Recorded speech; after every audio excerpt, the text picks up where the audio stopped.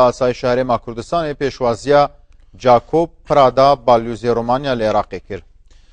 لا دانیشتنێکدا بەڵەزی ڕۆمانیا ئاماژەی بەوەدا کە پێگەی هەرێمی کوردستان کاریگەری لەسەر سەقامگیری ڕەوشی سیاسی و ئابووری دەڤەرەکە هەیە، بۆیە وڵاتەکان بە گرنگیەوە دەڕوانێتە ڕۆڵی هەرێم و لەسەر ئەم بنەمایش وڵاتەکان خوازیارە لە ئاستی سیاسی و ئابووری پەیوەندیەکانیان لەگەڵ هەرێم پەرە پێ بدەن. هەر لە پەیوەندی بەم بوارەدا باڵۆزی ڕۆمانیا ئەزموونی کوردستانی بەسەرکەوت و هەڵسەنگاند و هیواشی خواست ناوچەکانی دیکەی عێراق لە ڕووی سیاسی و ئەمنی و ئابووریەوە لە شێوەی کوردستان پێشبەچوون بەخۆوە ببینێن. باڵۆزی ڕۆمانیا ئاماژەی بەوەشدا کە وڵاتەکان کۆمپانیەکانیان هەنداوە و بەرهێنان لە هەرێمی کوردستاندا بکەن و ژمارەی کۆمپانیای ڕۆمانیش لە هەر سێ پارێزگای هەرێم سەرقاڵی کارکردنن.